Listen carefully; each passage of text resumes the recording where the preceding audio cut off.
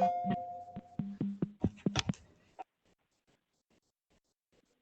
morning. Good morning, and I think we're going to get started here. Thank you for being patient. My name is Kai Jackson, Deputy Superintendent of the Equity and Access Branch here at the Department of Education. And first, let me say welcome to everyone that has joined us here at the Department of Education, to our distinguished panel members, to those of you joining us over the web. Today, we are here to have a discussion that is student-centered, and it is a discussion encapsulated in the Closing the Achievement Gap. The Closing the Achievement Gap is a priority for State Superintendent Tony Thurmond, who will help facilitate the CDE being a facilitator of closing the achievement gap throughout the state. So we wanted to have this discussion today to talk about the data as a result of our recent CAASPP scores, what they mean, to talk to some of California's leading minds around education and research. And so I'm just so happy to have you all with us here today. And there's no better way to start this panel discussion off than to hear from our State Superintendent, Tony Thurmond, himself.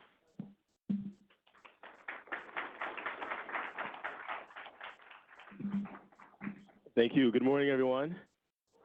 I'm going to do this because I don't want to have my back to our panelists, and I don't want to have my back to you all. Thank you for being here.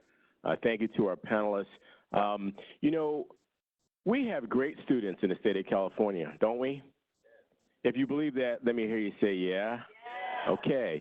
We're going to be strength-based today, and we're going to talk about all kinds of things. We're going to talk about how great our students are. We're also going to talk about where there is an opportunity for them to grow. And so that's why I want to set the stage for us being strength-based. And so I'm sure many of you saw the release of the CAASPP scores, and you saw that in some places there was some growth. For some districts, you'll hear today some really great bright spots. For other places, very moderate growth.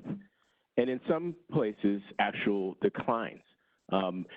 We are very, very focused on how every student in our state is going to have a great educational experience.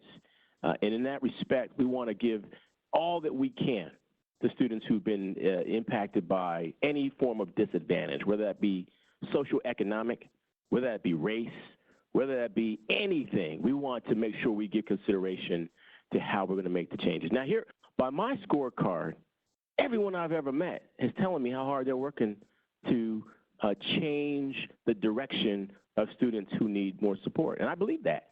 I also believe that our students are more than a test score. They are many things. Their growth should be measured by many, many, many things. I also believe that the test scores give us data that we can use to make adjustments in how we support our students. In that respect, we are deeply interested in those trends that need some work. And we've invited friends and partners and experts to share with us their insights about what that data means. Now, guess what?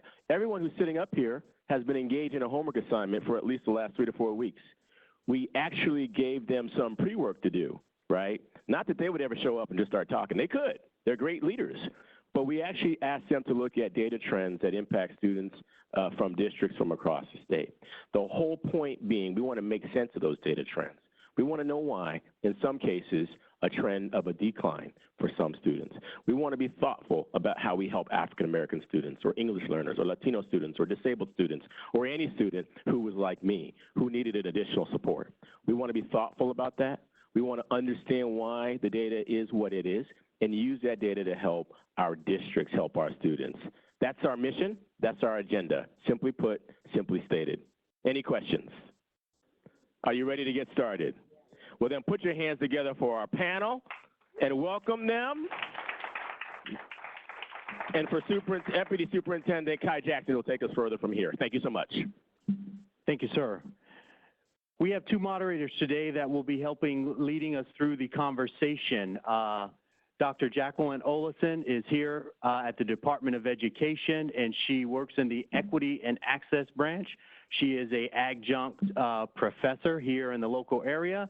And we have Dr. Gregson, who is also a deputy superintendent here at the Department of Education and will help moderate this wonderful panel. And so I turn it over to you, wonderful colleagues. Well, thank you. Can you hear me? Yeah? Okay, good. Well, good morning, everyone. Thank you for coming. Superintendent Thurman, distinguished panel members. Superintendent already said what we're here to do today. And if you've been in education for a while, you know how important data is to making decisions for instruction or resources or wraparound supports or whatever it is you need to do to make our students' education better. And this conversation today, in light of all of our assessment scores, or recent assessment scores, it's really important for us to understand what we can do to close achievement gaps in today's context. And so I'm looking forward to today's conversation, and I'll turn it over to Dr. Gregson. Good morning, everyone. So wonderful to see all these faces. And did you know we have over 500 people watching us on WebEx? So you will see Jacqueline and I kind of floating around this room because this is where the camera is. So we want to make sure our participants that are joining us live stream can see us. We also have Pedro Noguera joining us by Zoom. He is a panelist, and so we'll be tapping into his knowledge throughout, but he will be joining us by Zoom. So I don't know if everybody can see his face on the screen right there. All right, Pedro, they can see you. So Jacqueline and I's role is to facilitate. There's a mic. I think he's on mute there. There we go. Jacqueline and I's role will be to facilitate and keep this conversation going, okay? And so a few notes for our attendees. We are going to spend a little time setting the context, going through a few data charts that our esteemed panelists had a 131-page document to go through. We're not going to go through all of that, just a very brief picture so that our attendees can kind of get a sense of the data pieces that our panel members had homework on. And please note that not every panel member will answer every question. Our first two questions are really about setting the context around the emerging trends and the data piece, but we really want to get to the heart of this, which is the actions and services and what we can do for our students. We're going to spend a majority of our conversation on that third question. And so our goal also is to leave a little bit of time for Q&A from our audience. You have index cards, so as a question comes to you, please utilize that index card. Kind of wave it up. We have CD staff sprinkled throughout the room. They'll be able to take that index card and vet it through so we can, at the end, have time to ask our panelists.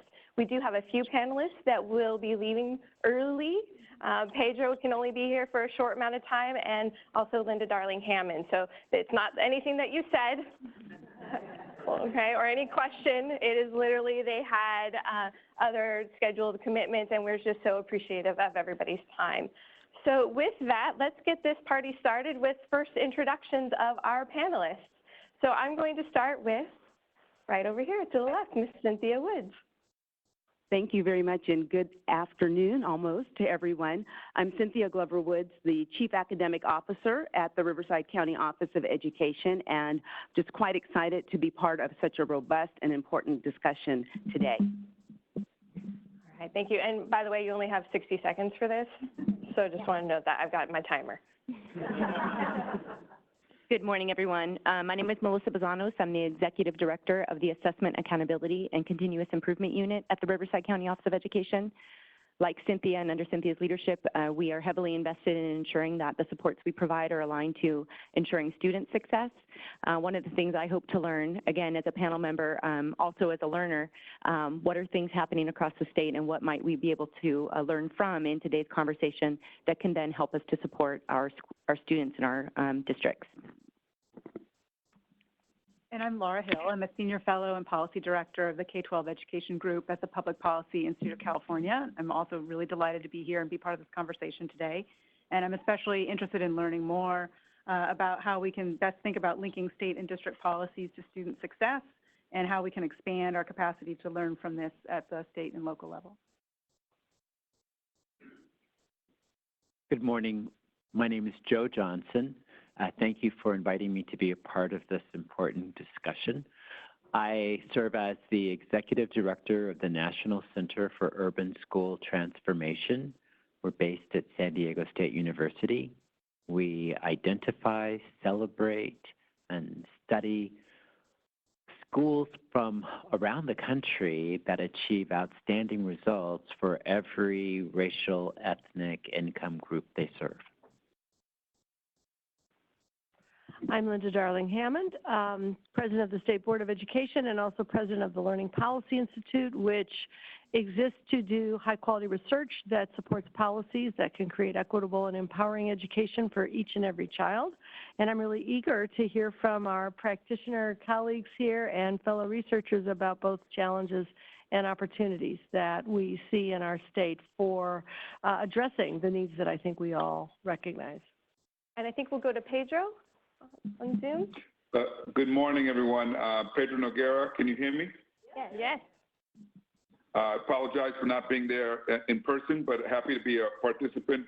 I'm on the faculty at UCLA in the Graduate School of Education and Information Studies and the faculty director of the Center for the Transformation of Schools. Thank you so much. Good morning. I'm Elisha Arriaga, Executive Director of the Education Trust West, and we are a research and advocacy organization located across the state of California, and we work with students, families, and communities to make sure they have the data they need to see the policy changes they want to see. Good morning. I'm Trevor Payton, Superintendent in Romoland School District. It is a K-8 school district located in Riverside County, and we're happy to be here to have the discussion. Hello, I'm Adela Jones, and I'm currently the superintendent for Sanger Unified. I've been in the district for 32 years, so have been able to grow up in that district and looking forward today to, again, brainstorm and discuss with my colleagues here best practices so that we can address the achievement gap, as that is to our goal here there in Sanger Unified. Thank you so much for your time and your commitment to serving our students here in California. This is a very exciting opportunity, and I hope we get selfies later. Okay, so we're going to set the context a little bit for our attendees, both in person and online, and maybe refresh a little bit for our panelists, because they had, I think it was 150 pages now that I think of it, of data to explore. And so for those of you who are in the audience, there is, on our PowerPoint, there's a flyer, and also you were handed a flyer on your seat that shows you a link to the data package that was provided to our panelists that they studied for this discussion. So it's accessible for you as well. And all of these reports are available on our website. Okay. All right, so it's really hard to, can we get the PowerPoint on the big screen, please? Thank you. Otherwise, I have to lean back and look here. All right, thank you. So one of the first charts that the first two charts that I'm going to show are 5-year statewide trends from 2015 to 2019 for grades 3 through 8 and grade 11. The first slide here that you see is for English language arts. So this is our CAASPP results. This shows continuous improvement in student performance in the CAASPP English language arts and literacy across all of the grades, if you see that. But as we look at this slide and the math table in a moment, you will see that the improvement is slight between each year. However, since 2015, the average performance has increased from 15 to 22 scale score points in early grades of 3 through 5, okay? And 4 to 16 scale score points in later grades of 6 through 8 and 11. And so here is what it looks like with math. So again, this is from 2015 to 2019, and there is a small effect size, but the trend continues in a positive direction.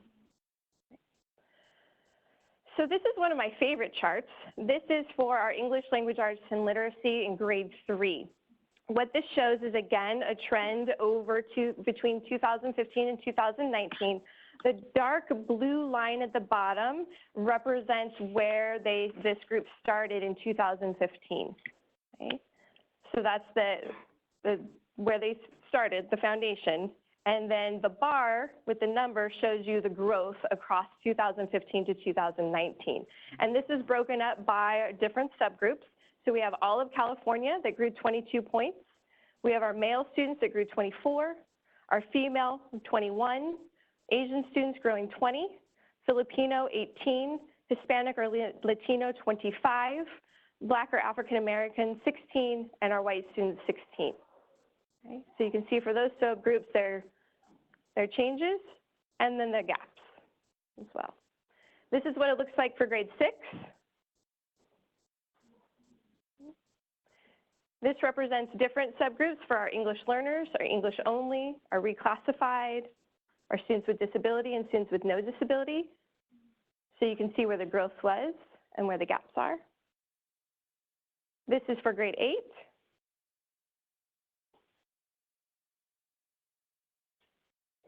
Grade 11. Can you see some trends between lower grades and upper grades? And then for math, here's grade 3. So we have some growth of all of California, 19, our males at 21, females at 17, our Asian students at 19 scale score points, Filipinos with 18, our Hispanic or Latino with 21, our African American or Black students with 15, and our white students with 15.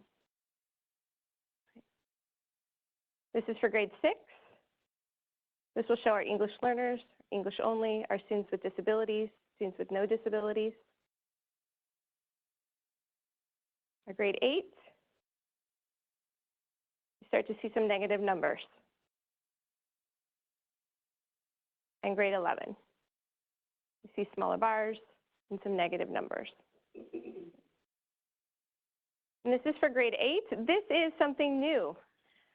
Michelle Center, the director of the Assessment, Development, and Administration Division, felt that it was necessary and worked with her team to have gap reports. Our focus is on closing the achievement gap. Well, we need to see what the gap is and what it looks like. And so these are accessible on our website, our gap reports. This one is specific for grade 8, English Language Arts and Literacy, for our Black or African American students and our white students. So this is the trend over time from 2015 to 2019. You can see where growth is, or flat line.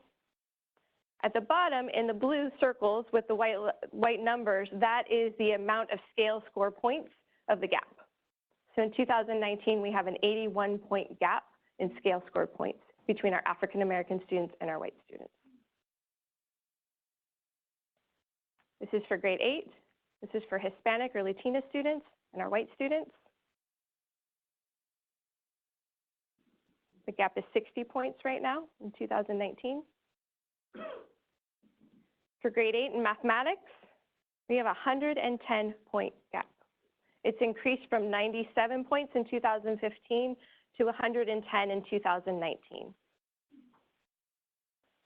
Grade 8, for our Hispanic or Latino students and our white students, we have an 81-point gap. The gap, that same gap has remained for the past 3 years. Okay. All right. So that's the context. And thank you, Stephanie, for that thoughtful presentation and sharing those results. We have some work to do.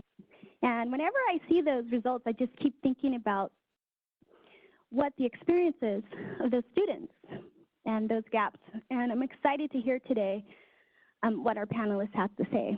So for our first question, we wanted to know, in light of all this information and your research or your work in school districts, the county, what patterns or trends are emerging from the data? And we're going to start with Linda and then move to Pedro.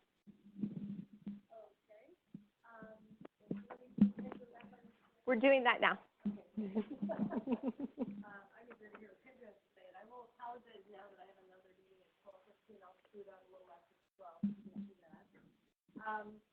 I think, Stephanie already gave us some of the beginning insights, hints as to what's going on in the data. So, we saw the slow, steady progress, much more for younger students than for older students, which makes sense perhaps as they are coming in with the Common Core state standards from the beginning of their education rather than having to kind of dive in the middle. But we do see a difference across the grade levels. We do see some gap closing for every ELs. That wasn't as easy to pick out, but there is a lot of gap closing there. And overall for Latinos, although it varies a little bit from grade level to grade level. But no gap closing and some gap widening for African American students and for special education students, and variable for low-income students. You know, some gap closing in a few places, but also failures to close gaps in other places. We also see that we're much further behind in math in general than we are in English language arts literacy. And that was reinforced by the recent NAEP results that came out when we look at ourselves nationally. So we have a lot to do in that area. I have many things I want to say about the causes of these trends, but I think that's not the question yet. So I'm going to try to wait until we have a chance to dive in on the causes of the trends. I will say that we have done a lot of work in just the last few weeks looking at the issues around the African American and white achievement gap, and I think there are some things we can do about that that we haven't done yet. Great, thank you. I'm looking forward to hearing those. Dr. Noguera. Pedro. Thank you. And so I don't want to repeat what Linda just shared, but I think that the pattern she identified, and I would just echo those. I want to focus in on the Black students because you see the least growth and the lowest performance across grades and across subjects. On the day the state scores were released, we released a report focused on Black students in LA County because we wanted to draw attention to the problem. We were aware of this problem for a while, and what we did that was different is we showed what was happening outside of school too. And what we showed is that they not only have the lowest scores, but they also have the highest chronic truancy rates, highest suspension rates, and highest asthma rates, highest homeless rates, and foster care placement. And I know this will be we'll talk about later, but it is very important that we contextualize the scores and look at the places where the scores are the lowest and start asking what's going on in those communities and schools that would help us to understand why. Yes, that's why we want to spend so much time on question 3. So really quickly, we talked about state level trends, but we have representatives from county, Riverside County. So Melissa, I believe, are these trends mirroring what you're seeing in the county level? Definitely. When we look at our data, it's a pretty close match to what we see across our state, that we have gaps for particular student groups that have persisted over the last 5 years, and they were even evident prior to the beginning of our Smarter Balanced Assessment Administration. We are similar in trend when it comes to the progress. We've seen more progress in language arts, ELA, and literacy than we have in mathematics. We do see a flattening when it comes to the middle school grades, the 7th and 8th grade. And then when it comes to looking at the gaps, we see that our students with disabilities and our English learners are 2 of our student groups that are demonstrating the least progress and also the lowest attainment of standard. So when we look at the data, we look at it from multiple different ways. We look at it from students achieving standards and exceeding standards. We also look at it from our scale score, and then lastly through our distance from standard. So we've developed, one of our team members, Mr. Steve Ione, has developed a Tableau visualization that allows us to look by school, by district, by county, and then across the entire state to see the gap from the student group, similar to what was shared on the slides. But we could look at each student group and then be able to visualize those gaps over time to determine what the closure is. And again, similar to what was already shared, the gaps persist. So it'll be really interesting to hear how you're using that data to support your districts. And so speaking of districts, Adela from Sanger Unified School District, we've seen trends from the state level to the county level. Are you seeing the same things at the district level? Yes, at the district level too, we are seeing the exact same gaps, the exact same slow, but steady, consistent growth. But as a school district, when we dive a little bit deeper into grade levels, we can see some, and also with our English, our every ELs, our English learners and our SPED, some porpoising. So over the course of 5 years, the total growth may have been 4 or 5 percentage points. However, they've gone up and down over the 5 years. So that porpoising effect, it's happening at the granular level at a district. So let's continue with you, Adela, on talking about the causes. So moving to question 2, what do you think are the possible causes of these trends? Well, I would agree with Pedro when he said you have to kind of contextualize that. I think there's various causes, and until you can get to that root cause of every child, actually, is when you can start addressing some of those issues. So I know that taking the time to look at that data when teachers can look at the particular students that they're serving and the groups of students that they're serving so that they can use the data, and we too have Tableau that allows them to really dig deep into that so that we can see, you know, every child is different and every child has their story that's going to need a different support system for them to overcome those barriers. Because this just speaks to the tip of the iceberg, right? Mm-hmm. So Cynthia from Riverside County, can you tell us what you think are the causes of what you're seeing with the trends? I can definitely underscore what the superintendent from Sanger said, and I think that as we start to look at causes, we have to be sure that we are really doing a root cause analysis for our local context and not using a cookie cutter approach to how we support the needs of students.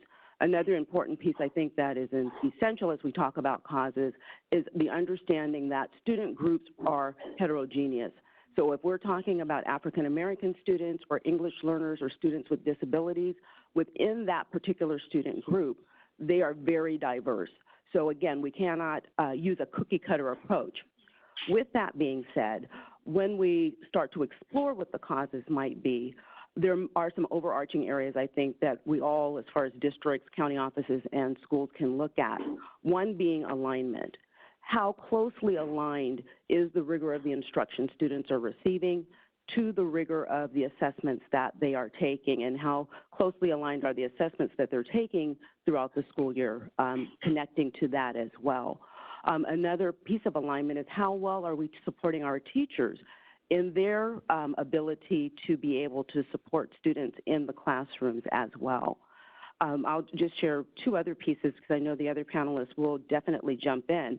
But another area that I would ask that we look at is the frequency in which we're monitoring the progress of students in the classroom as they are developing those skills, and pushing down to look at what is happening in transitional kindergarten and second grade and the development and monitoring of those early literacy skills and those early numeracy skills.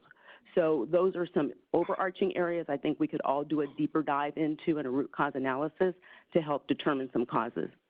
Yes, and thank you, Cynthia, for sharing that, and Adela as well. You've outlined some things that, you know, maybe we need to spend a little bit more time thinking about: alignment, what it looks like for each individual student, especially in the early grades, and progress monitoring. That's a whole, you know, discussion on its own. So I'm curious to know what the research is saying about causes or trends. First, let's start with you, Elisha. Sure, thanks, Jacqueline. When I think about the causes, especially looking at the math piece, which I think we all saw which is where some of the biggest gaps are, you know, I would totally agree that context is really important.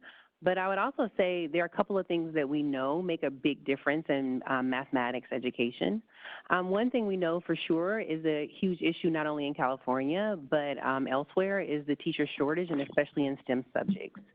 And ensuring that students have access to teachers that are, you know, not on emergency permits. Right here in Sacramento right now, right, they're still trying to fill vacancies for math teachers, for instance, at this point in the school year. And so, you know, I know we're not to solutions yet, but just thinking about, you know, how we can set some statewide goals around where we want to really be in terms of math instruction and what we need in terms of workforce. Another thing in terms of some of the math gaps that we see that's really important is we know that integrating English language instruction for English learners into mathematics is really integral. The EL roadmap, you know, lays out some really great priorities, but thinking about how that's being consistently implemented across the state and how ensuring the districts have the resources that they need to be able to do that, and once again, the workforce that they need to do that as well, could also be a really helpful tool to help start to close some of those gaps, and there's also some of the reasons that we see some of the gaps exist as well. Can I piggyback on that just to add some data that reinforces what Elisha just said?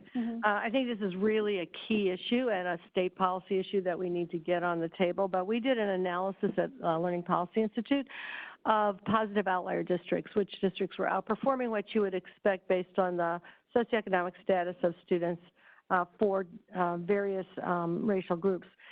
One of the most important in-school factors that makes a difference was the qualifications of teachers, and the single biggest negative effect on achievement was the proportion of emergency hires and under-certified teachers that a district had. And it was a very strong, significant effect. We just looked at this again for African-American students who are in, most African-American students in California are in only 23 districts. They're in the highest poverty schools in those districts. 2/3 are in like 30-some districts. The highest poverty schools in those districts. And the proportion of underprepared teachers in those schools is as high as 40%, 50%, 60% of newly hired teachers, math, science, and STEM, and also special education, where we see the gap growing. Just so people know how big this problem is, in California since 2015, about half of the math and science teachers coming in each year have been coming in on substandard credentials or emergency permits. So that means that year after year, you've got people who are not content knowledgeable and not pedagogically trained, going to the highest poverty schools and teaching the kids with the greatest needs. 2 out of every 3 special education teachers coming into California schools is not certified for what they're doing in the classroom. And again, disproportionately going to the schools that serve, and again, disproportionately African-American students. So these gaps are predictable because you can't expect people to teach what they don't know.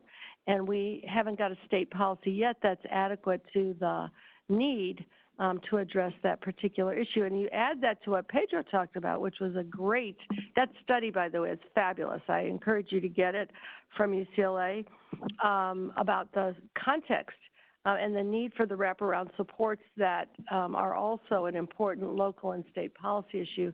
You can kind of see what the picture is. The question is, you know, when are we going to get organized to deal with that?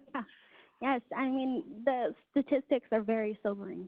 I mean, and just listening to you talk and Elisha, what you've all shared, it just hurts my heart to think, you know, that we have students, even at this point in the school year, who don't have teachers who are pedagogically trained to support them to learn. So, Linda, what you said leads right into Joe. Hearing from Joe. Yes, take it. Always.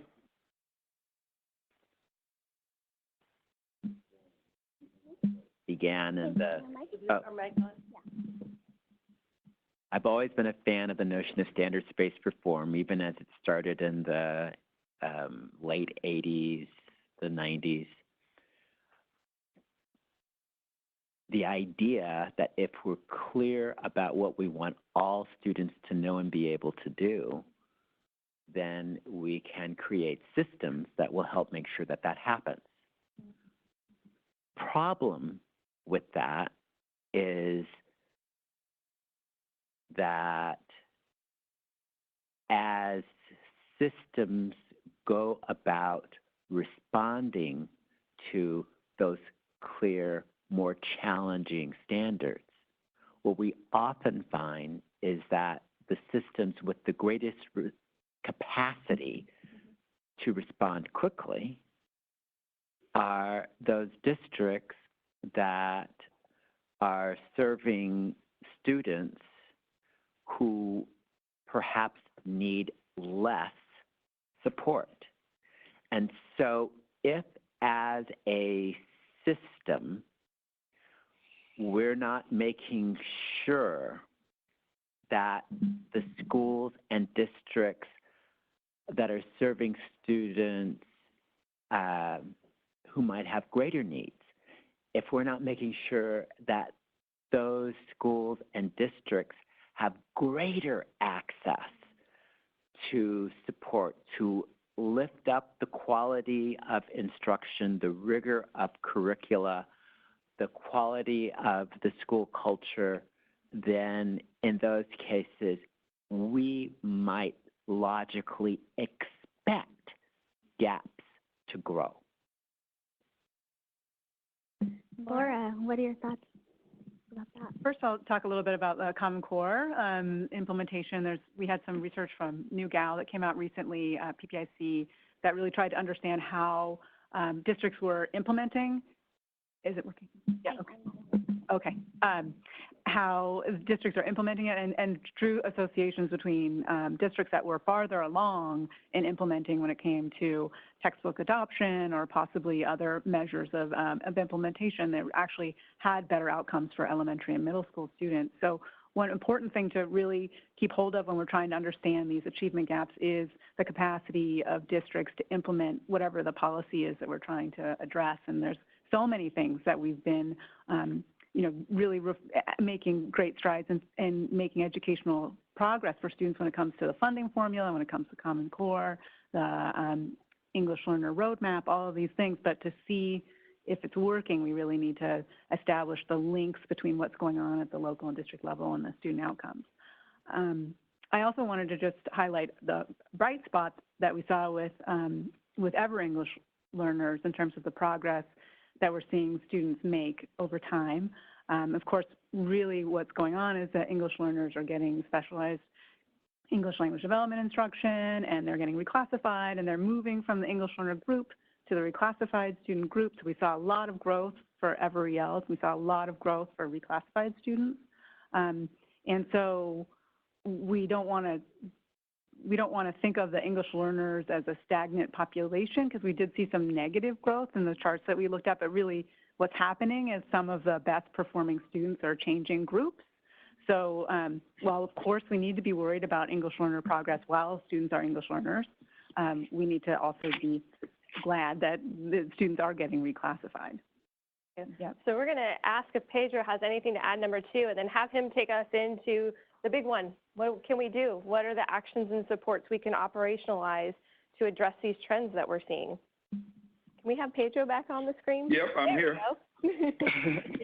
So I just want to reinforce some of what has already been said. I think we need to look at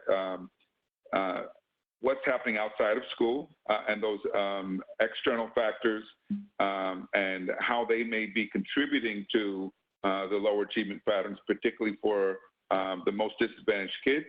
I think we need to look at who's teaching the kids in those subgroups, particularly the English learners, special ed students.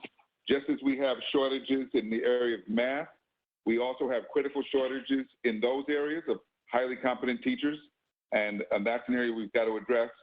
And then I think that we also look at what kinds of support we're providing to teachers. And in too many schools, we are still assigning some of our least experienced teachers to work with the most challenging kids. So I think these are all areas that we need to look at more closely. Going to the next question of what to do, I want to echo something Linda said earlier about the outliers and the importance of identifying within the subgroups, where are those kids doing well and what's happening differently?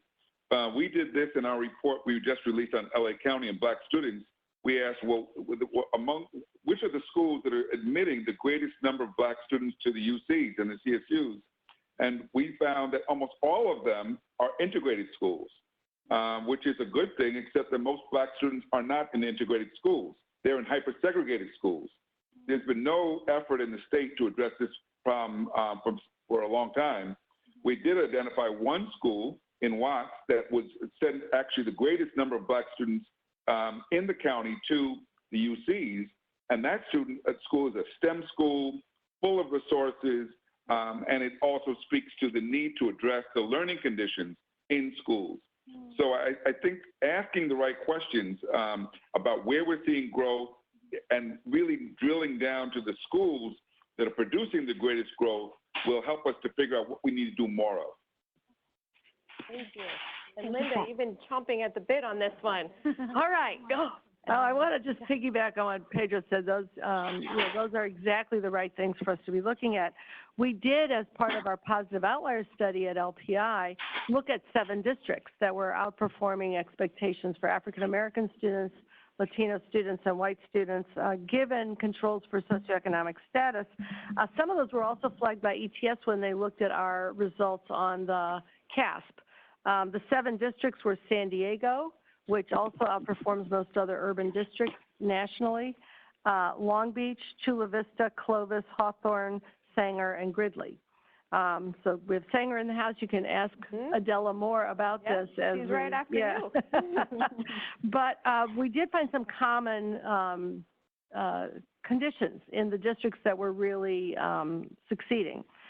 For one thing, they had strong continuity, both in their teaching force, a lot of stability, very low attrition, and in their leadership force. I asked Adela how long she'd been in Sanger. She's been there 33 years or something, on the heels of the last couple of superintendents who had also been in Sanger for 30-some years. Same thing is true in Long Beach, et cetera.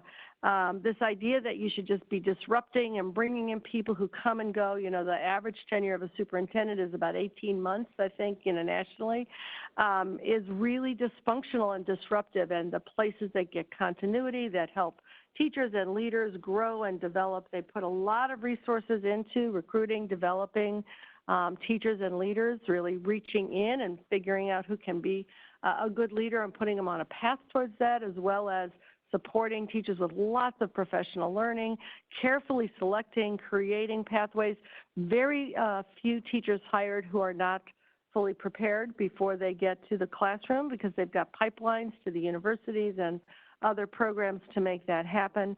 And then when they dove into the standards, they really gave people time to dive deep into them and understand them deeply and figure out what kind of curriculum strategies would be helpful. And in some cases, rather than adopting a textbook, nobody adopted a textbook early on. They waited to see what teachers felt would be supportive, and then they adopted materials in some cases. In other cases, the teachers developed most of the curriculum materials because they felt that they knew what they wanted to do and they could build on what they'd done before. Lots of social emotional learning and student supports, wraparound services to address some of the things that Pedro was talking about, really outreach to families so that the needs of students could be well understood, as well as strategies to meet those needs outside the school as well as the needs inside the school. So steady work over a long period of time in most of these cases, very immediate interventions when needed, rather than waiting for somebody to be identified with an IEP and take 2.5 years to figure out if they could get some services. They would, you know, make sure that kids got services if kids weren't reading right away, you know, whether it's reading recovery as it was in Gridley or another, you know, reading intervention program, you know, putting those pieces in place right away. Were common across these districts. And so I think, you know, there's a lot to learn about how we can address this. And of course, all of them had a strong equity agenda. You know, every child, every day, every school, every classroom. And so the practices that you were noting, Joe, about, you know, which kids are getting which teachers, and are we actually wrapping around and paying attention to where the needs are and getting the best teachers. I think Pedro also mentioned, you know, how do we get the best teachers to the kids who need them the most, those who are most experienced, and how we help them mentor the other teachers who are there is part of that story. So it's so great that we have Adela next, because from Sanger Unified, positive outlier. Well, to kind of address a little bit too about the causes of the trend, and it came up about the social and emotional needs, but the social and emotional connections to the academics. So our kids are exposed to so much now in the world, and they have instant access. So they need to come to school, and they ask a lot of those questions like, why? Why am I learning this? And especially with math, you know, making those connections to the kids. So schools that integrate all of that, as was mentioned earlier, I think makes sense, because then kids can see what those connections are to the real world and to what they want to do in life. And then, you know, fortunately in Sanger, we currently right now have a partnership with Fresno State. It's a teacher residency program, and I know those are expanding across the state as well. And that does help with our pipeline for qualified teachers, whether they are working with our, they want to be in our dual, we have dual immersion program, our SPED program, or our Gen Ed program. And so bringing those teacher residents into our system early on so that they learn the culture and systems of our district, so our professional learning communities and our MTSS, multi-tiered systems of support, and the teaching strategies that we feel are essential to ensure that all students are learning. So that has really, we're in our third year of that, and we've hired all of those teachers, and we're seeing those, well, it's been only 3 years, but the first year of teachers are all still there because that teacher retention, we talked about superintendent retention, teacher retention is another issue, or they'll, especially in our more difficult, challenging schools, you know, they'll tend to want to transfer to a different school sometimes or to a different district. So those are some things that we're doing to address the teacher issue. Thank you. So knowing that every district across our state has such different contexts, let's hear from our superintendent at Romoland School, Trevor Payton. Thank you. So I'd talk a little bit about really we've had an emphasis on developing the capacity of people. And when I say people, I mean our staff members and our students. And really to meet the individual needs of students, whether they be academic, social, emotional, some of those wraparound services as well. And I think the thing that's probably had the most positive impact for us is we're a very data-driven district, so we use, you know, frequent common formative assessments. We use diagnostics in a K-8, we're a K-8 school district that has some vertical articulation so we can see growth from kindergarten through 8th grade, and it's not a different system or an environment that kids would be transitioning to, it's all within one environment. And we use that data to educate students on where their strengths lie and where their growth areas are.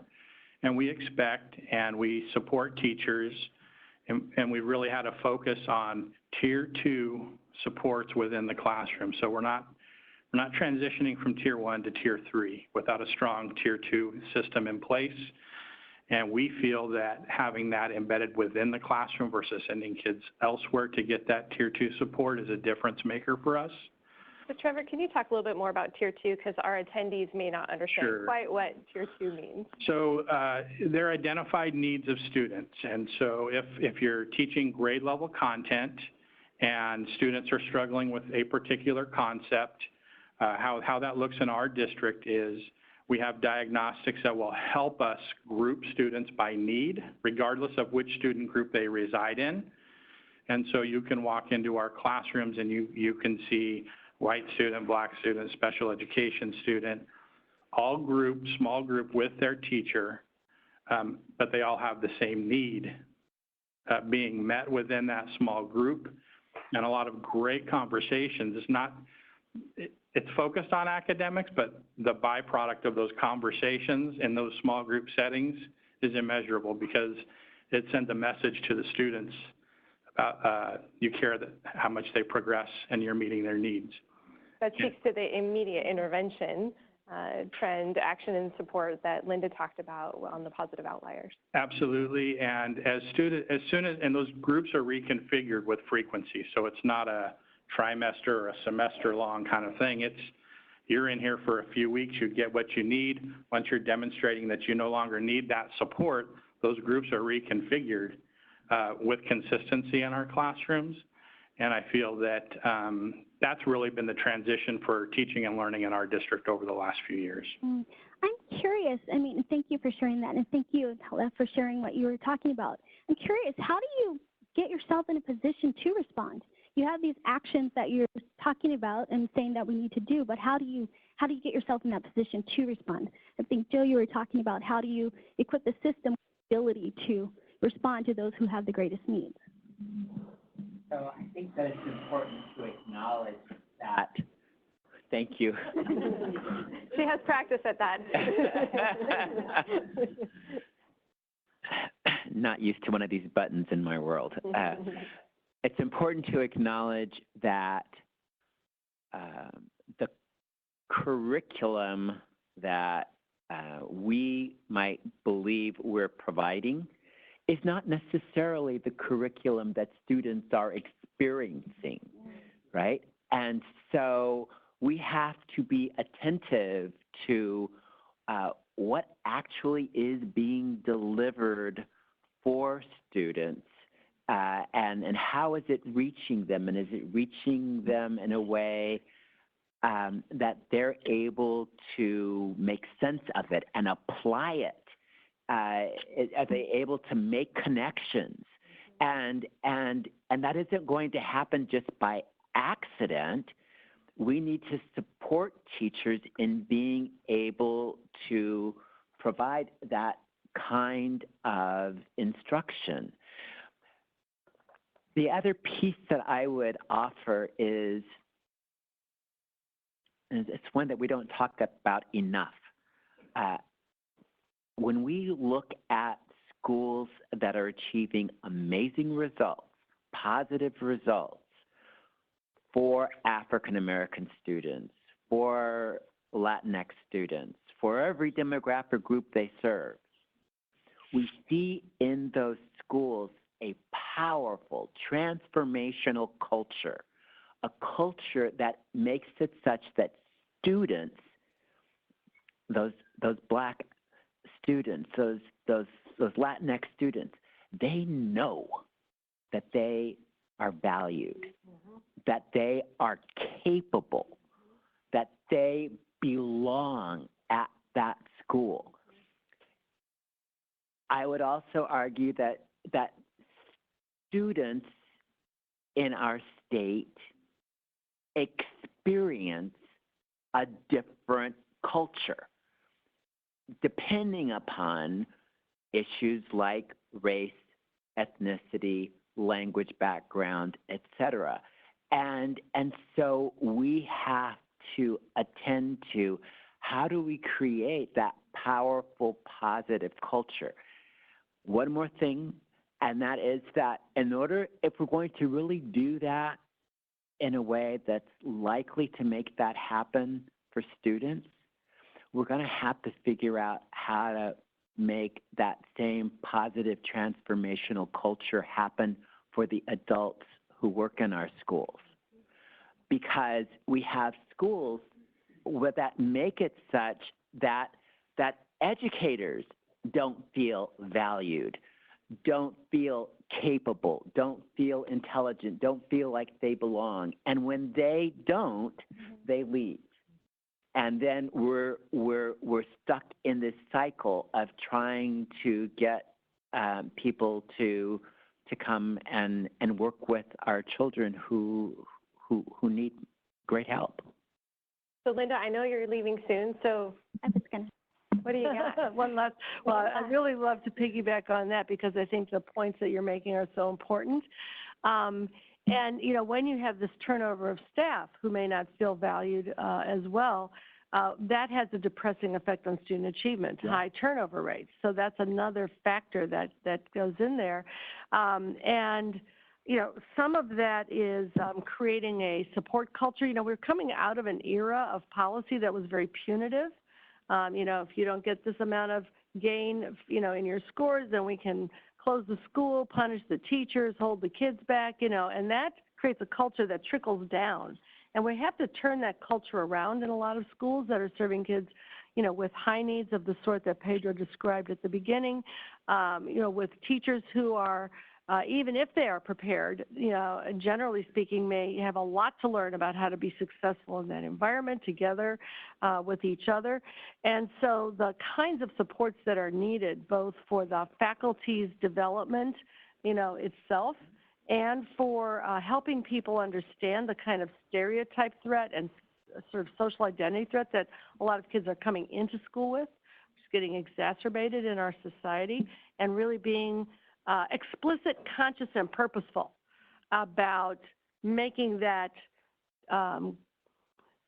decision to show each child how they're valued and to demonstrate the ways in which their needs are going to be met is going to be a really big part of the story as well. And I think California is moving away from that kind of top-down punishment approach, but we have to think a lot more about how to get the bottom-up supports in place that will accomplish what Joe was describing. Right, so I know that Linda's going to be exiting. Thank you so much for your time, Linda. We can't tell you enough how much we appreciate your knowledge and expertise.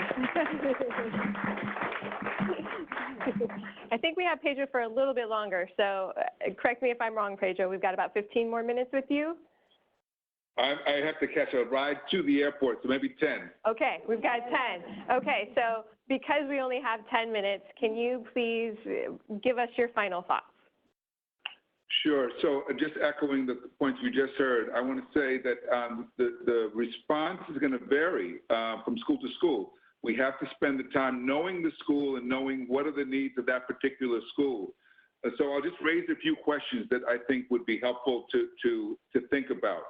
First, what are the teachers teaching? Do they know the content well? Do they know how to intervene when kids are not making progress? Are they clear about what kids need to learn? These are really, sounds like obvious questions, but I would say you can only answer that if teachers are working together, planning together, and sharing the expertise with one another. And that needs to happen at the site level.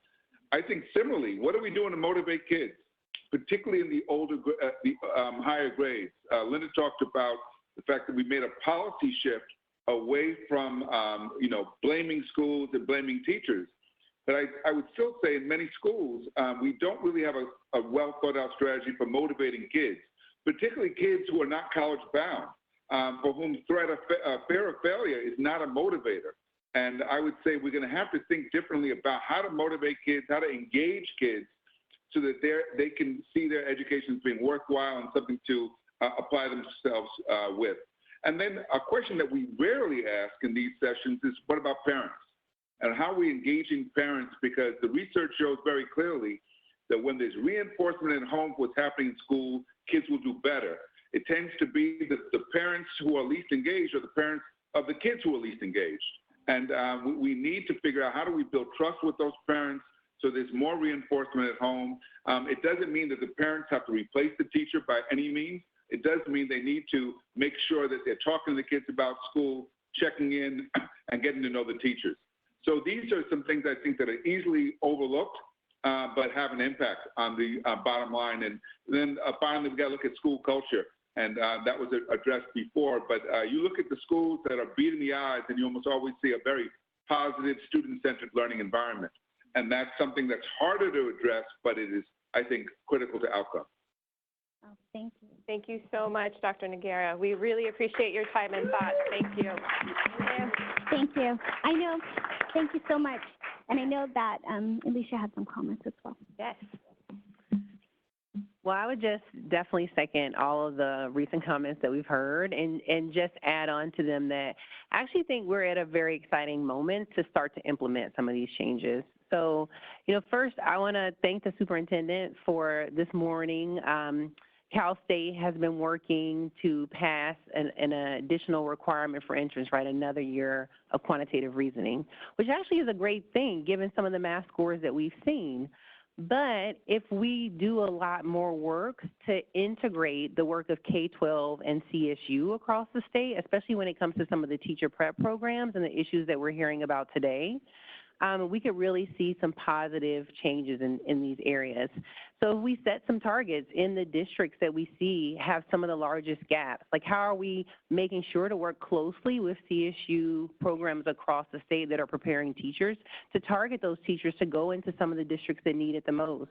We've also highlighted some of the great work happening in Sanger Unified and other places across the state that are really creating pipelines that are not only producing teachers that are homegrown, but that are also staying and being retained for longer periods of time. And so I think we're at a moment actually as a state where we can be very thoughtful and come up with a plan that's actionable with some goals and objectives around how we're going to close some of these gaps. I'm really thinking about how we're recruiting and retaining a workforce and ensuring that folks who are working in classrooms, especially in some of the ones that Linda highlighted earlier, are getting the resources that they need to be successful as well. So our county office partners are here. They're doing direct work with districts as well. Can you talk to us about the actions and supports that you're doing to operationalize and address these trends? Definitely, and I'll let Melissa jump in as well. And I first want to just kind of underscore all of the great conversation that we've had thus far and really a lot of the great overarching ideas. When we start to look at teachers being prepared and we understand how essential that is for great student learning, sometimes we have to ask ourselves the question, prepared to do what? And as we think about the diverse nature of the students that are in our classrooms, a lot of it comes down to how do we best support our teachers with the tools and the skills and the knowledge they need to meet the needs of all of those diverse learners. So at our county office, one thing in Riverside County that we have is a very strong equity agenda. And we have really called out how to best look at ourselves as adults in the system as well as students to ensure that they have the learning environments that Dr. Noguera and Dr. Darling-Hammond were speaking about. When we think about in the classroom, it's really around how to really, I should say, design those lessons and use pedagogy that's culturally responsive, and also to be sure that the universal design for learning principles are used when designing lessons for students, because they have to feel connected to the content.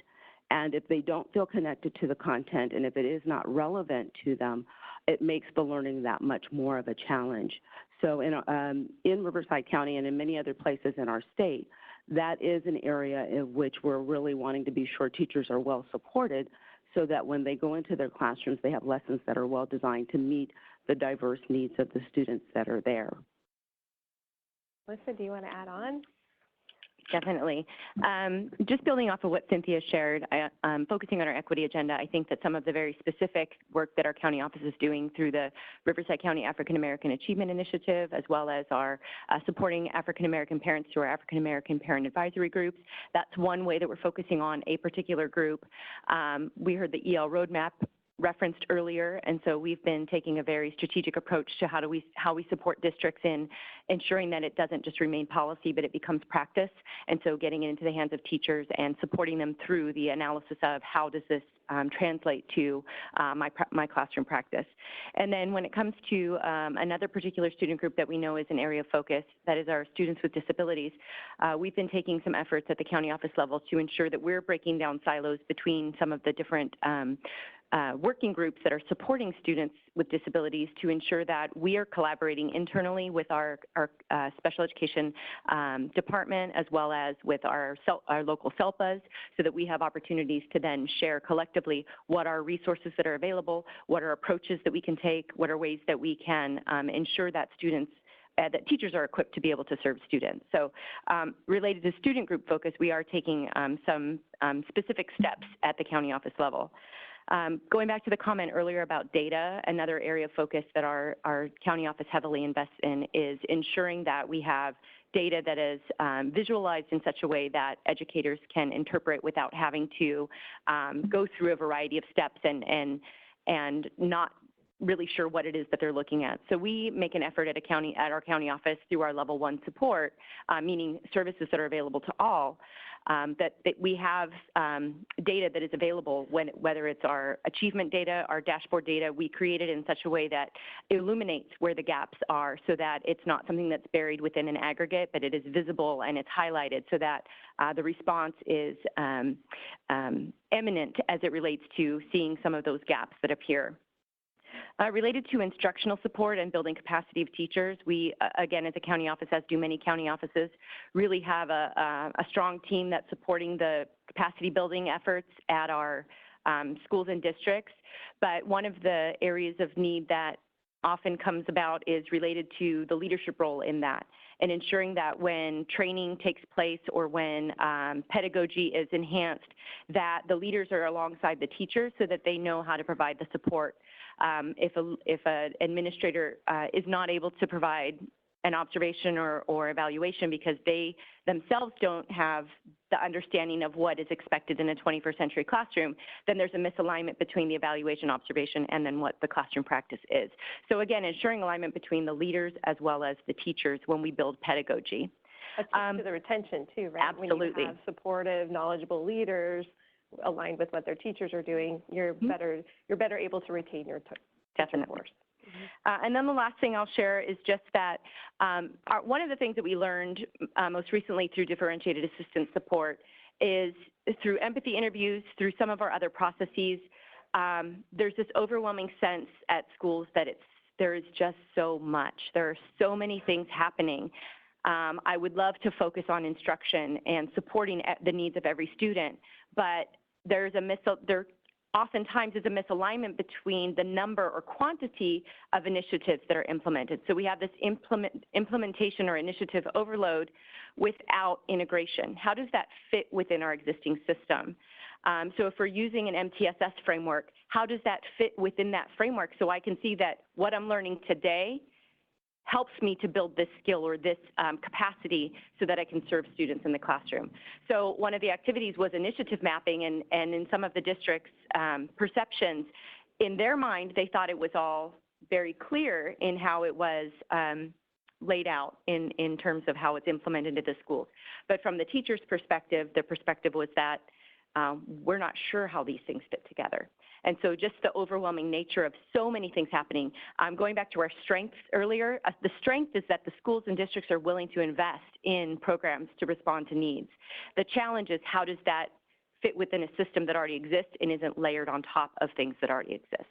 So that would be one thing in terms of activity, just to map the initiatives and see, are we able to build connections for the educators in the system so that they can see how all the things we're investing in really do connect to improve outcomes for students. You gave us some very specific. I hope there's a lot of homework listening right now that can hone in on that. I think the initiative mapping one is so critical because as a former teacher, yes, there's just so much, and you've got 32 students in your classroom, but yet you've got 10 different initiatives coming down from the district office. Where do you spend your time? Yes. So it's very pointed around the initiative mapping. Thank you for sharing that. And I really efforts to make students' needs visible, right? And teachers what they need, get the data and make sense of it with these off. So thank you for that. Okay, Laura.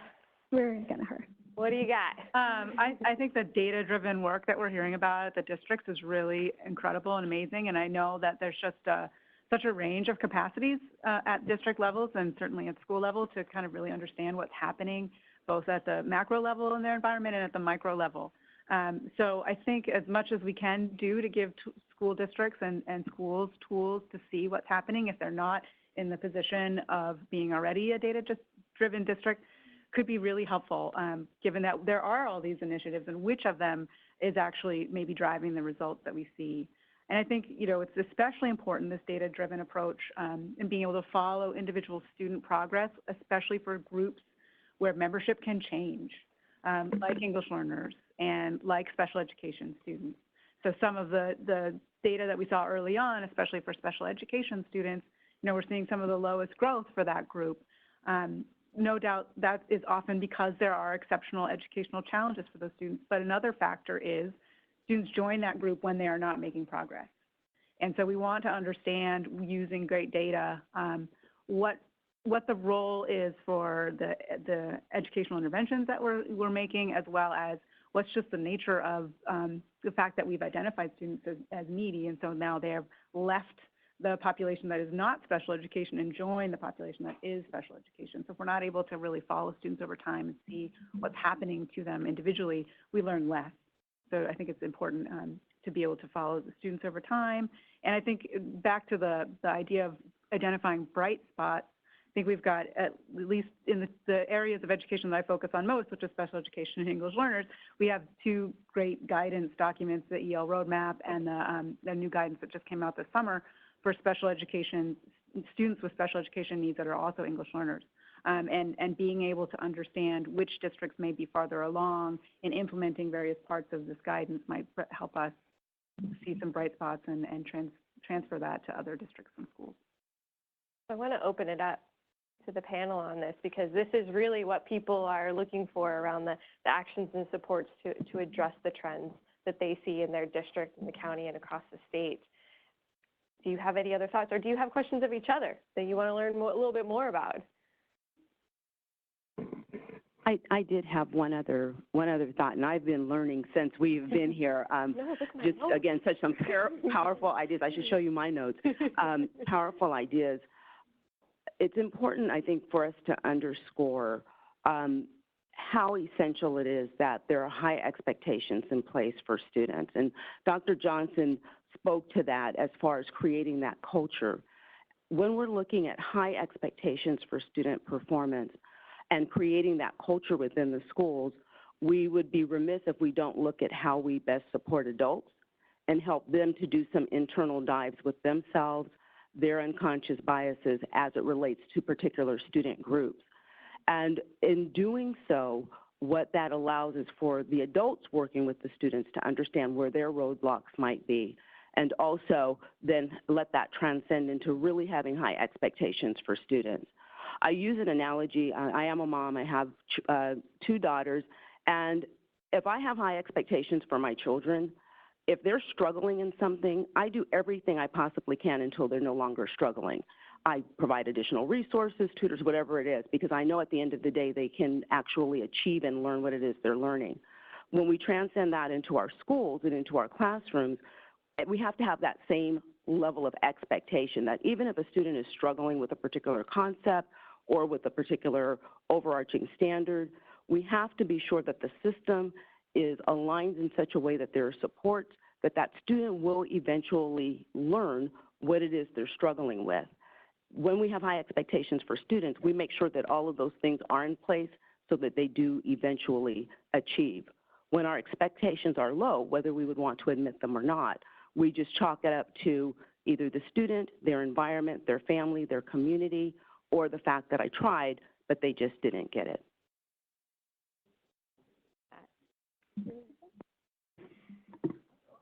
Okay, I'll talk a little bit about student agency and really empowering students to know their path.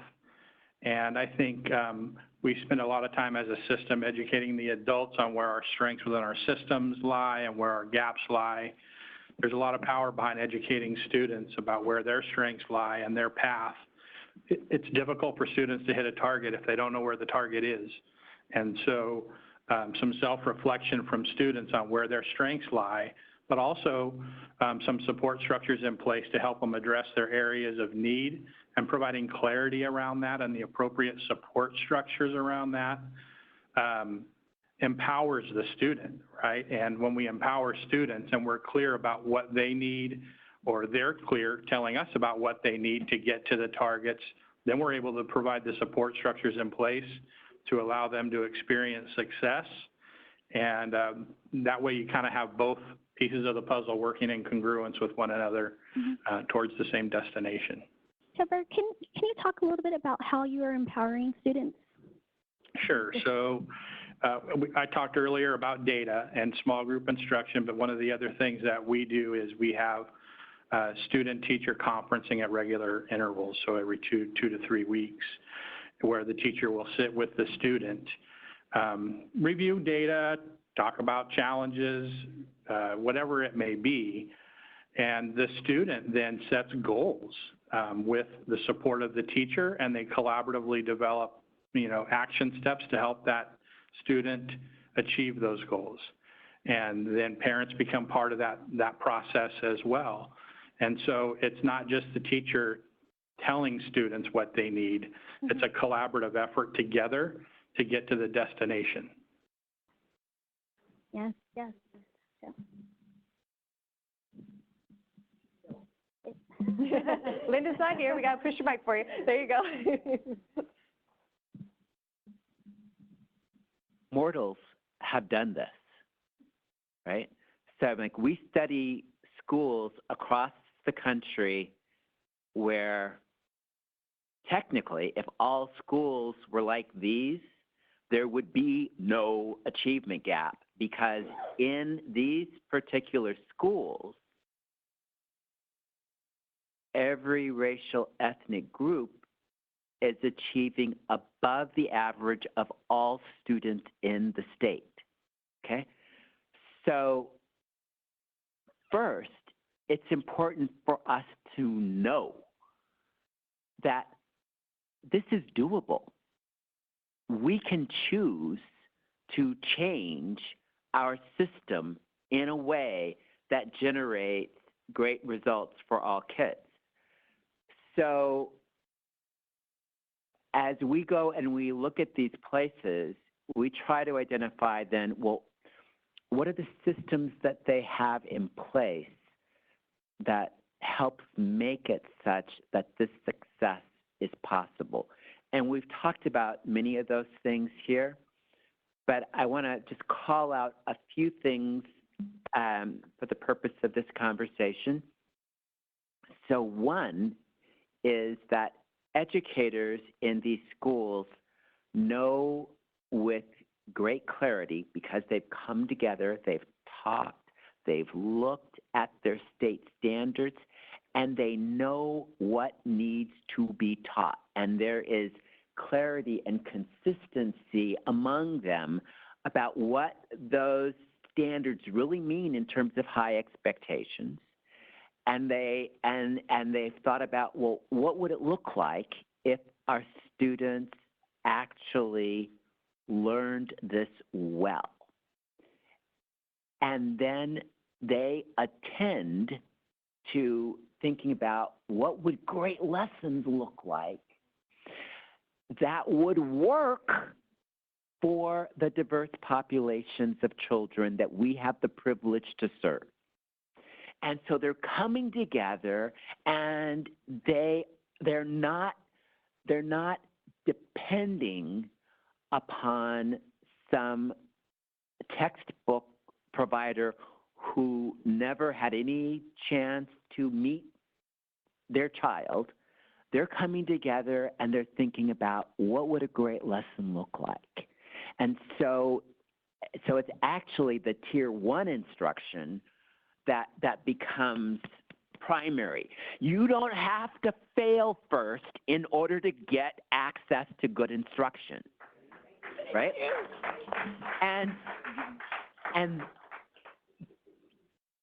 But then they have clear ways of assessing, not waiting until the end of the year, not waiting till the end of the semester, but in very short cycles. They want to know, did our students learn what we expected them to learn? And if they didn't, then they don't just send the kid down to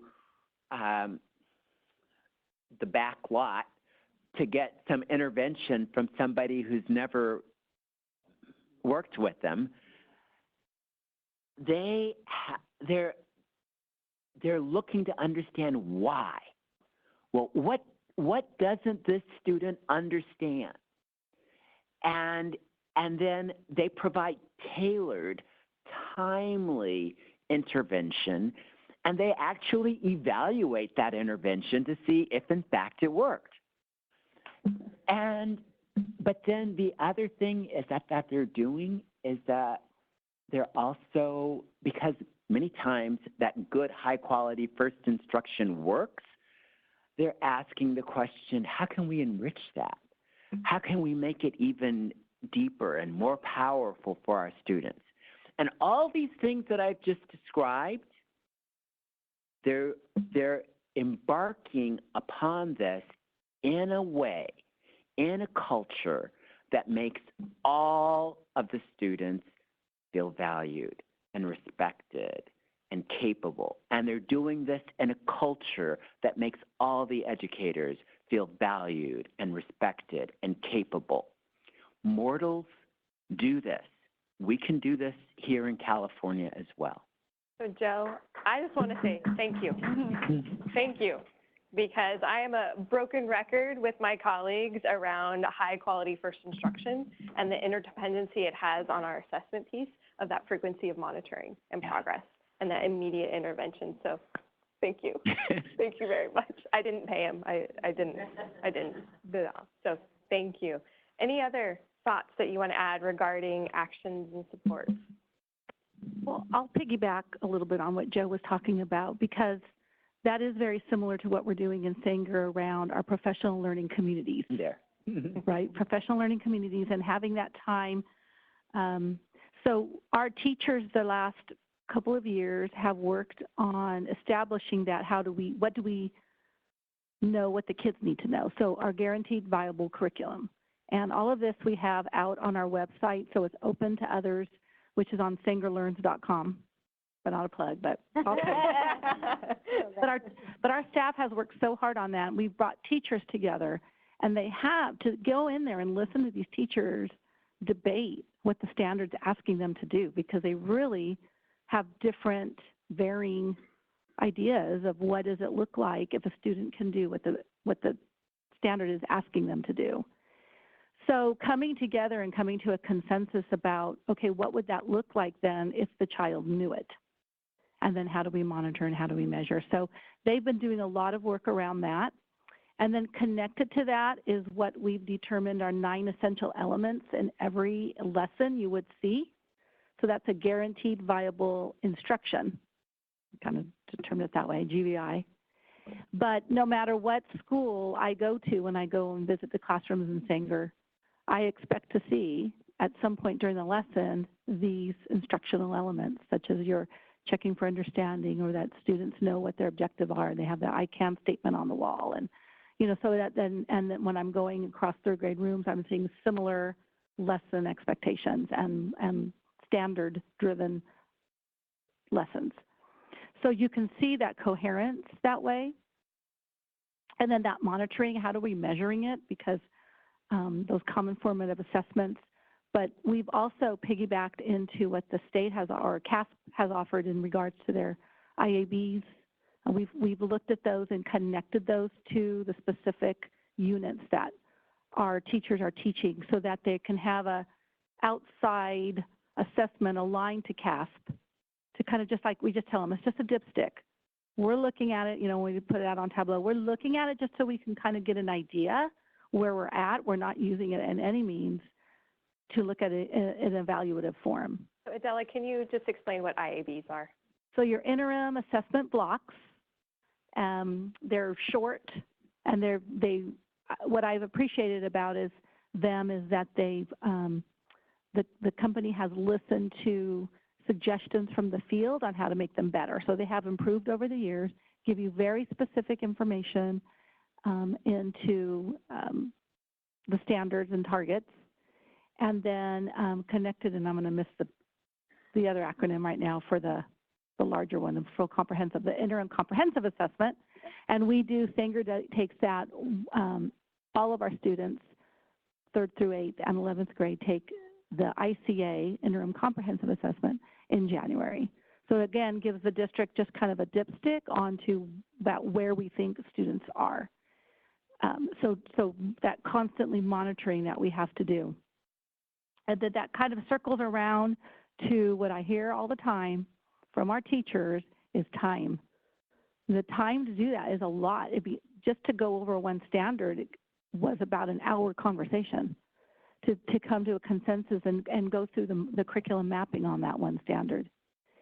And we have embedded weekly time for our teachers for PLC work, but above that, to get to those areas of what we need to understand with the standards, that's summer work, that's winter work, and the funding to provide for teachers to come in and to have that time, because they want the time, they will come in for the time.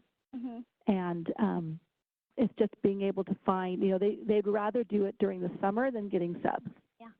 You know, they know that when they're out of the classroom, the kids aren't getting that great first-year instruction. Mm-hmm. So again, figuring out how to do that has always been a challenge. And thank you again for sharing your insights there. We talked to a few teachers in preparation for today, and one of the things they said is that we need time, but that sub time is extra work or double time for teachers, and we want to do it outside of class. Yeah. But having the funding to do that. I've had teachers say, can't we just have a year off without kids? We can get it all done. We could come back. Unfortunately, we cannot do that. So may increase the gap there. Yes. So I know we're going to move into Q&A in a second, but I just want to, I have to repeat it. Joe said, mortals do this. And if mortals do this, California can do this, right? We need to say it again. If mortals do this, California can do this. Yes. So I know that we had a few questions from the audience, and I think Stephanie, were you? Yeah, so I'm going to integrate it into something that Cynthia has talked about, unconscious bias. Yeah. And otherwise also known as implicit bias, goes by both terms. And so it's something that our team here at CDE has been very been focused on, because when we first saw these results, that was one of the biggest things that jumped out to us around how can we better support our teachers in understanding unconscious or explicit bias. So what are your thoughts about how do we support our teachers and our administrators on understanding unconscious bias and the impact it has on our students on a daily basis? Thoughts? Well, I'll start a little bit with that. We have to have the will to have the courageous conversations. And one of the key ways that we can help all of the adults in our system that are serving our students explore what those implicit unconscious biases are is by giving them the opportunities through some professional learning to have that self-exploration.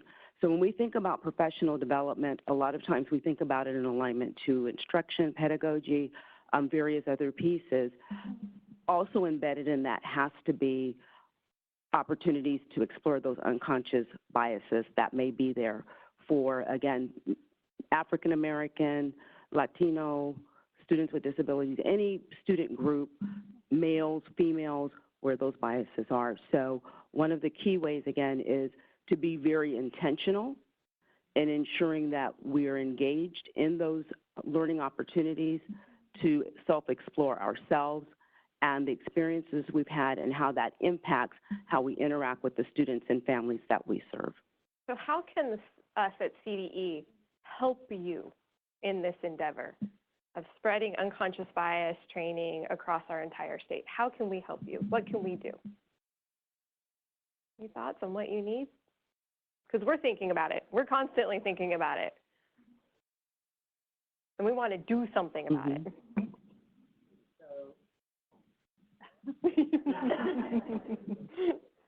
So just to build upon what Cynthia said, I think that the notion of helping educators look at their personal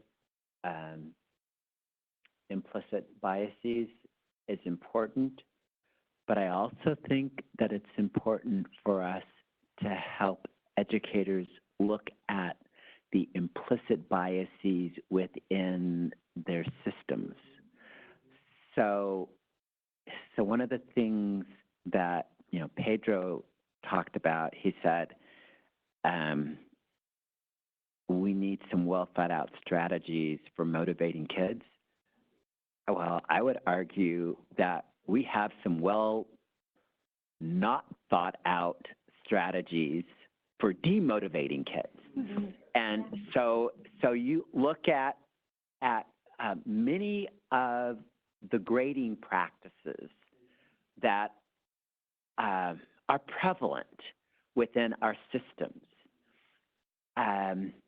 that basically make it so that any student who has learned enough math to be able to figure out in the middle of the semester that there really is no hope for them because they're not going to pass this class because they have X number of zeros and because they can't get a score of 200 on the next 3 assessments, they're not going to pass. So we have all of these systems that carry implicit biases. When we penalize a student who's living in their car for not turning in their science experiment that requires the use of a refrigerator That's an implicit bias. So I didn't give you an answer, but I think I gotcha. that it's a bigger thing. Yes. There's bigger work to be done, and sometimes the biggest biases are not the individual ones, but they're these systemic things. Yes, and so that is a great answer for us, because we were asked recently around what is CDE superpowers? What can CDE do? We can help shine a light on that, right? Yeah. We can help shine the light and ask those difficult questions wherever we're at, in the conversations that we're at, to have the courageous conversation around the implicit bias that are embedded within the systems. So yes, you did give us a great answer and things to do, so thank you. What else can we do? Is there anything else? Because we're going to start wrapping this up. You do get a final comment, so you're... Okay, thank you. Did you have another question, Jacqueline, or did we cover them? Well, I think there was one comment around this idea that there's an assumption in our approach that everyone has the same experience, right? With schooling, the school day, with the curriculum, with assessments, whatever it is. And so the question was, how can we help get an understanding out there that it isn't the same? And what might that look like in actual practice in terms of supporting that, supporting it from the state level or even in your counties or locally?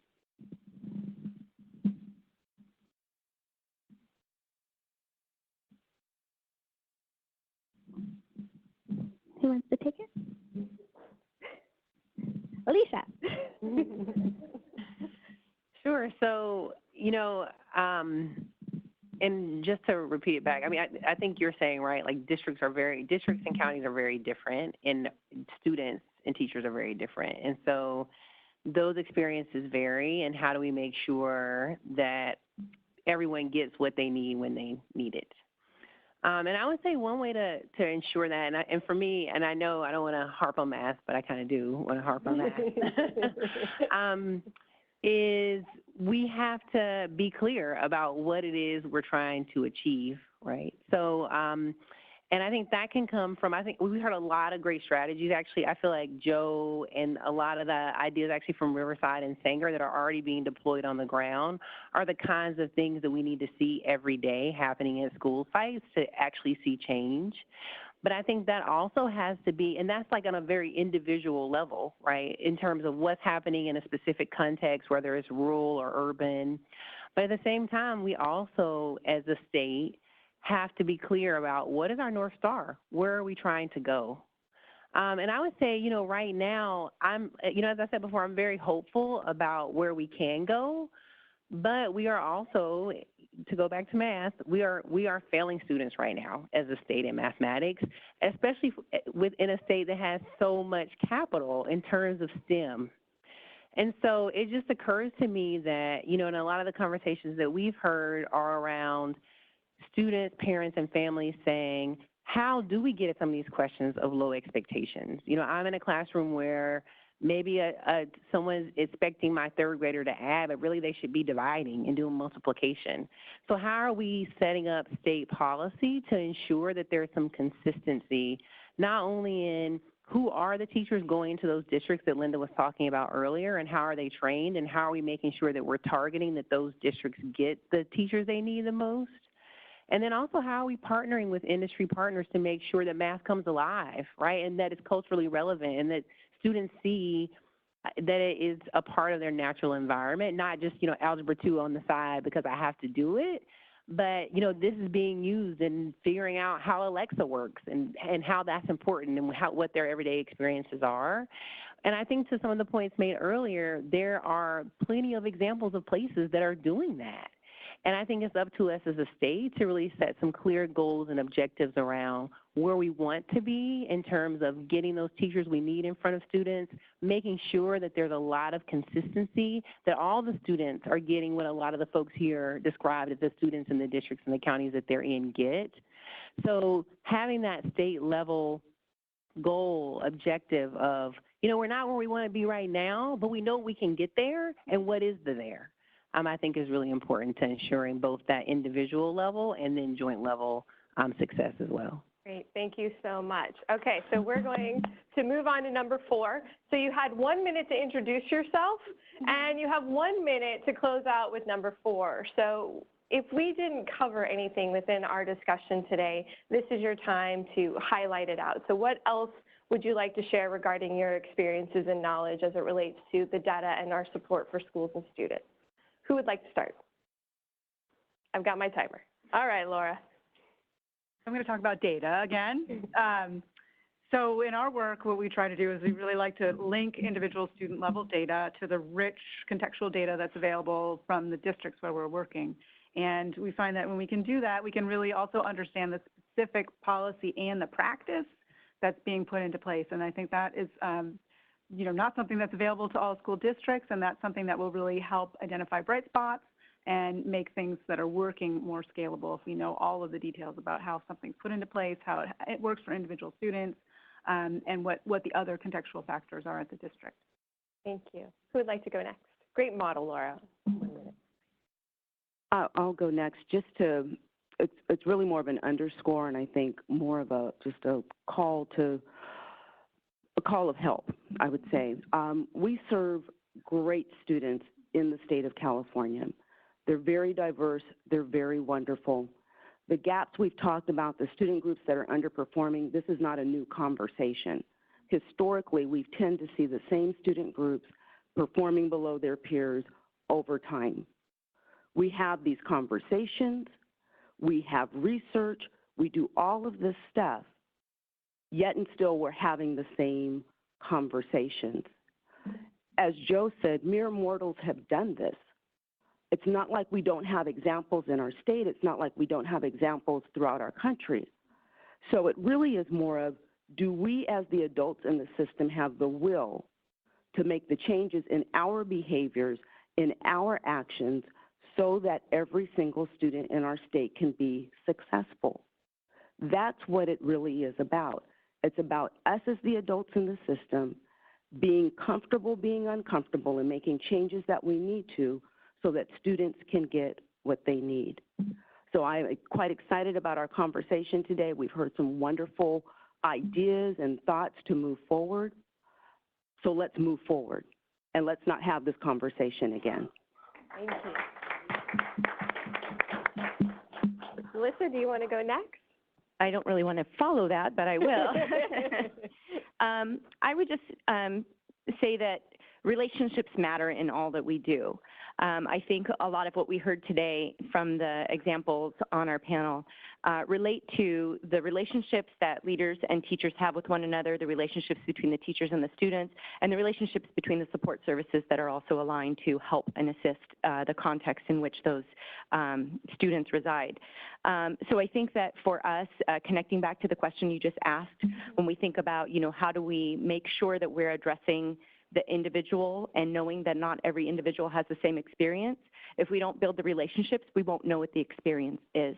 So I think the relationships in all of what we're discussing are key, because if teachers really do understand the students on an individual level, they're better able to provide that best first instruction, because they'll know what supports need to be there through universal design. They'll be able to intervene if intervention is necessary, and then the system can respond should what is available in a classroom be insufficient to meet the needs of that student. So again, I would just underscore the importance of the relationships in all that we're doing. Thank you, Melissa. Thank you. Joe? I would offer what hopefully is obvious, that there are not top-down mandate solutions for this, okay?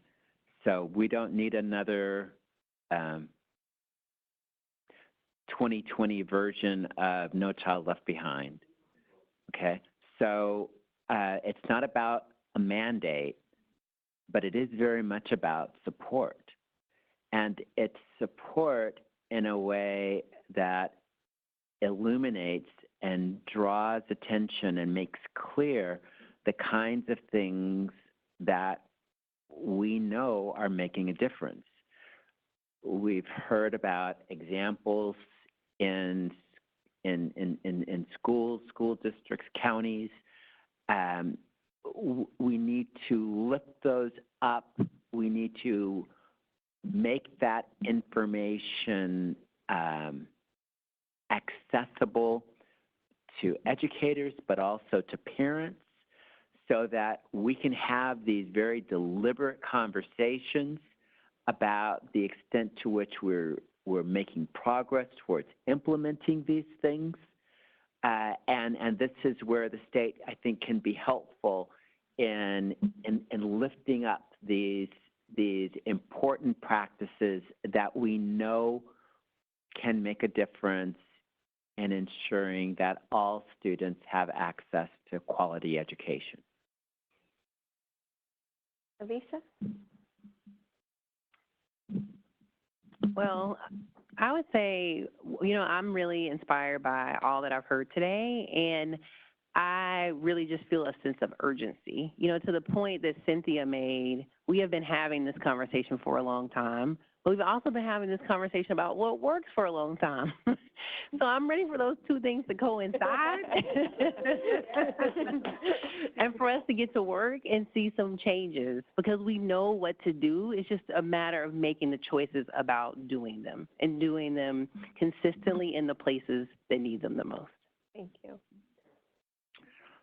For me, I think, every school district, every school system, public education in general, we have these pockets of excellence that we have to look at as models.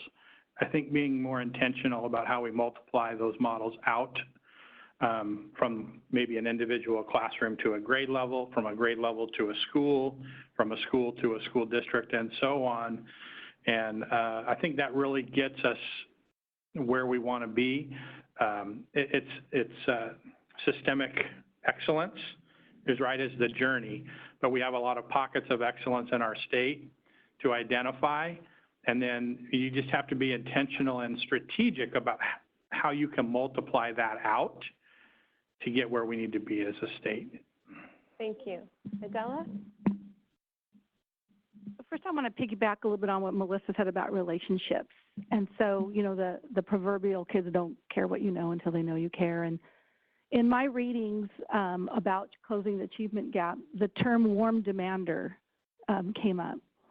And that whole idea of those high expectations, what does that mean to really, truly believe my kids can do this? If they're an English learner, I'm not going to give you simpler text. If you're SPED, I'm not going to give you less problems. These are the expectations that I have for you, and you do it in a warm, caring way. And when the kids know that, then they will, and this isn't just from the adult in the classroom. This is from the adults that surround the child. So I think that's the phrase that we've been working, in our district this year, was being that warm demander and ensuring that there's not a belief gap for our kids. The second thing I wanted to bring up was the measurement system, the accountability system that we're talking about today versus what the old accountability system. So Sanger figured out the old accountability system because we closed the gap with our English learners and our SPED. And then the new accountability system, new assessments, everything came out, and then we would say, the gap is back. And we haven't been able to figure it out. But I want to be cautious that we just don't figure out the system to make it appear that these kids are actually growing, that they're actually learning. Because we used to talk in the old, and we talk about that now. We used to talk, where's our bubble kids? Let's go focus on our bubble kids, and then we can, make that market, and then we hit our API score. And so our message to our teachers is every child counts. And that's what I appreciate about the new accountability system is every child matters. So your SPED, the students that we looked on the data that are, before, if they grow in scale scores, they matter, they count. So I think being careful about not trying to figure out what is the magic bullet just to get our accountability, numbers up. But again, as it was mentioned, and I agree with Tony Thurmond is that they do give us information. That I don't want to discard the scores because they do give us information. And then also the context for community. So all of our districts up and down the state, my district is about 12,700 students.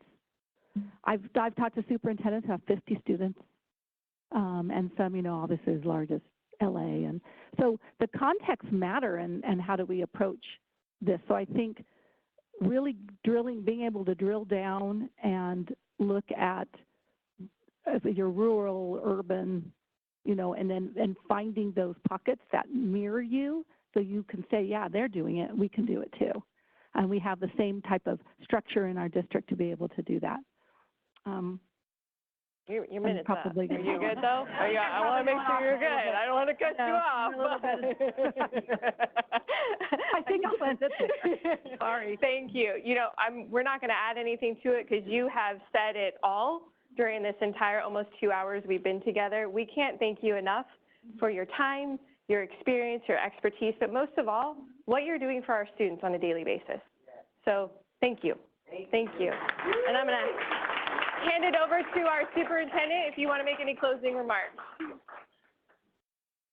One more time for our panel. They were fantastic. How about a round of applause for our MCs? They were part researcher, talk show hosts. They were moving around. They were keeping the conversation going. Thank you, Dr. Allison and Dr. Gregson. I want to acknowledge some people who helped us to get here. We needed help getting the data set to actually talk about this, and she just organized a conversation for 800 people about assessment in the state, and that's Michelle Center, who is here in the front. Loved hearing how many people talked about the EL roadmap. If we had $1 for every person who mentioned the EL roadmap today, we have enough money to pay for all the strategies that you heard mentioned today. Someone who embodies that, and her team embodies the work that happens in the EL roadmap here. Dr. Veronica Aguilar is here. Acknowledge her. And we have a division director here who talks about data all the time. She says data's cool, and she helps us to understand it's not just about test scores, but it's also about accessing data for our districts. And that's Adela, who is here. I want to acknowledge her. And then just because she helped us get a $37 million grant to address literacy, I want to acknowledge Barb Murchison, who is here and is going to help us as we move forward. So it seems to me that the people who need to hear what we today are largely in districts and in schools, right? And so that we help them either through providing training or information or helping them to make change. It also seems to me, as it has been stated, that our schools and our school districts do need some help from the state. They need some resources, they need some support. Dr. Linda Darling-Hammond talked about how there's not been a statewide policy around recruitment issues. And so some of this has to happen at the state level. And then almost to a person, our panelists talked about having the will and the political will to do the things that we've known. We've been having this conversation for decades. And all the research has told us what we need to do. And so I appreciate the straightforwardness and saying, let's have the will to get it done. So it's time for action. So raise your right hand. Raise your right hand. If you're ready to help be the change, let me hear you say aye. Aye. You've all been deputized. You're all now part of the solutions. And so we're moving this conversation to districts. We're going to move the suggestions to districts. If the panelists are willing, we want you all to continue to walk with us as we try to take up our role as facilitators at CDE to cause people to change. And then we all have a responsibility to hold each other accountable to our 6 million students when we say we're going to have the will to get it done. One more thanks to our MC, Deputy Superintendent Kai Jackson. And thank you to each and every one of you. We are now adjourned. Thank you, and let's get on to the work. Thank you so much.